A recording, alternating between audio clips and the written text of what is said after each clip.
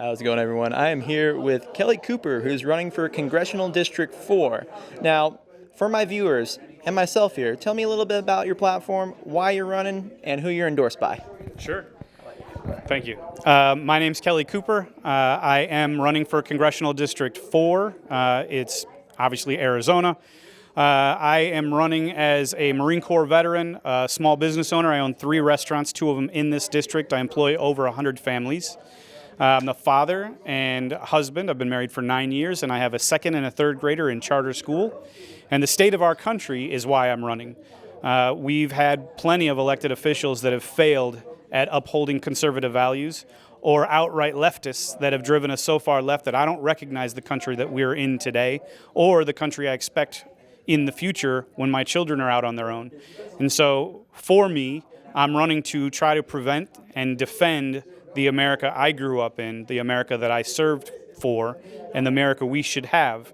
I've said many times our forefathers would be ashamed of who we have become, and it's time that we had principled conservatives fighting to bring that back. As far as endorsements go, Kari Lake, Kash Patel, Ryan Zinke, SEAL PAC, Arizona Police Association, AZ Cops, Phoenix Police Sergeants and Lieutenants Union, the former Chief of Police for the City of Chandler, Republican Liberty Caucus, both nationally and locally, Gun Owners of America. We're rated A with the NRA, and I'm a member of all 3 major gun organizations. Tea Party Express, and many more. It's hard to keep them all on a list, but there are many groups and organizations that understand and recognize the foundation of conservative values and Christian constitutionality in my campaign, and know that I am the right candidate for this race. And when you're, thank you. I can pick it up, but it's directional mic here. So, what is your main platform on why you're running? You said you want to, fix the state of our country. What is like your top 3 platforms once you're in Congress? What are you going to fight for us for? Sure. I think that the easiest one to talk about today is inflation. I mean, Arizonans are paying more than the average American, up to $7,000 a year more than prior years based on inflation. And as my business background lays out, I've done P&Ls and cash flow statements. I'm the candidate that can go in there and talk effectively and with knowledge about the way that we run our country. So inflation and reducing inflation through better energy policies, removing COVID restrictions, allowing better labor, and then all the funny money that's been poured in is going to have to come back out. Now, if I can affect some change by taking that out without it flowing through the economy, great. We'll build a caucus and we'll do that. But the things that I can affect to reduce the upward pressures on inflation today is energy policy and labor policy through COVID mandates. I think we can do that straight off. The next one's, I'm at an election integrity rally right now, so election integrity is a massive issue for us, and the border security also affects our economy, and the amount of trafficking, both drugs and children and women, all of the stuff that's coming across the border has to be stopped. I think we have to have an all-of-the-above approach to our border, and you just heard, I think recently, where Joe Biden decided he wanted to build more wall. Shockingly, he's realized that the elections are coming, and all of the things in the past administrations that were great, he wants to bring back. Don't fall for that. Don't fall for this manipulation of who they have been. Remember who they are and who they have been. And remember who the rhinos are and who they have been, because they're all going to try to change their stripes right now to convince you to vote for them again. And you need to be standing up for conservative values right now. Otherwise, it's more of the same. Third, you wanted 3, I'll give you 1 more. For me, law and order, water rights, and educational freedom. So on the terms of water rights, how do we get more water to Arizona? I've asked a lot of the Senate candidates this. Sure. There's the Missouri River Reuse Project. Yep. I know Jim was, talking about building the pipeline from Mississippi. But what is the best way that you can do on the federal side to get more water to Arizona to ensure our future? Well, I think there's a few things that we can talk about.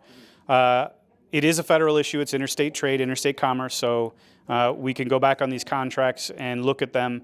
But I think that we have to, like I said, with the border, take an all of the above approach. So water reclamation, piping in from the Midwest. We can look at some of the technologies that Israel has on water preservation. We can talk about desalinization and bringing that over. We could talk about reducing California's access to the waters that are coming through our state and having them desal their own water so that they have a better supply and we have a better supply. But I think that we can also talk about foreign investment and foreign ownership in land, because here in Arizona we have 2 massive aquifers that are under foreign ownership and we can't access them, and they're using them for some of the highest water use crops to send back to their country. I think that's inappropriate. Yeah. Now, you also have likes like Bill Gates, who have Sure. bought up all the farmland too. Is there anything we address on that, or we just let capitalism work? I mean, I'm a capitalist, so unadulterated capitalism is the way that this country was built. It's the way that we should move forward. Bill Gates, as a capitalist, has every right to own property. If he starts manipulating that and messing with our food supply, then we will have to look at it in a different light. But as it stands right now, on the basis of just land ownership, it's an American right, and it's capitalist principles. And just so you're aware too, the Bureau of Reclamation, when I interviewed them, they're also looking at 2 plants or 2 proposed ideas in San Diego County, which is San Diego County, Orange County border, which would be the San Onofre nuclear power plant. Okay. They're looking at building a giant desal plant there once the cleanup's done with San Onofre. Yep.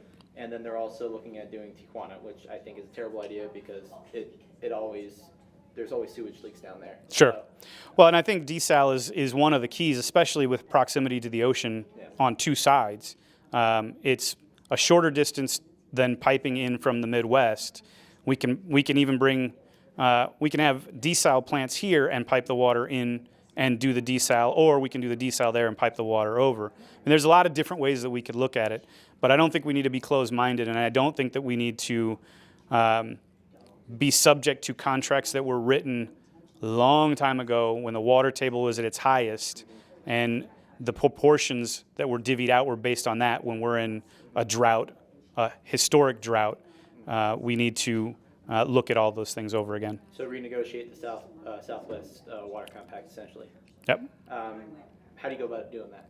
Well, I think it's federal. Again, it's a federal issue, so the federal government has to get involved in that. We have to look at where it's at, what resources are available, and then talk about how to divvy up those resources based on access and appropriate distance of travel. So piping water over from the Midwest, or bringing salt water over from California, or even up from the Gulf, or both, right? Or both.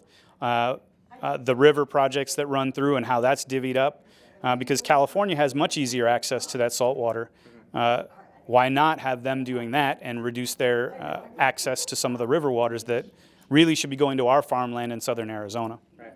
And the last question I'll ask you, because I know we got some other speakers in there you probably want to see. What is your stance on energy? I think energy is an easy one. It's energy independence, and we need to take an all-of-the-above approach. I think that we can. So I think one of the biggest issues that you have in our country today is our administration currently is so blindly obedient to green policy that they are costing Americans livelihoods, lives, prosperity. I think that we can have a demand-based growth in green energy and energy policy from that perspective. That will allow for the infrastructure to build up behind it. It will allow for maybe battery technology to catch up, or for us to realize that battery technology won't, and that we'll be switching to hydrogen engines or some other technology. And we can still look at, for our own energy's sake, wind and solar is fine, but nuclear, coal, fossil fuel-based, I mean, the foundations of our country. It doesn't mean that they always have to be, but when the government picks winners and losers, we always lose. And so it doesn't matter who they pick as the winner, the general American public always loses. And so my approach to energy would be an all-of-the-above approach, starting with energy independence for our country. That's a very good stance to run on. Well, sir, thank you so much. It was a pleasure. Absolutely. Yeah, I appreciate the interview, and best of luck on your campaign. Thank you so much.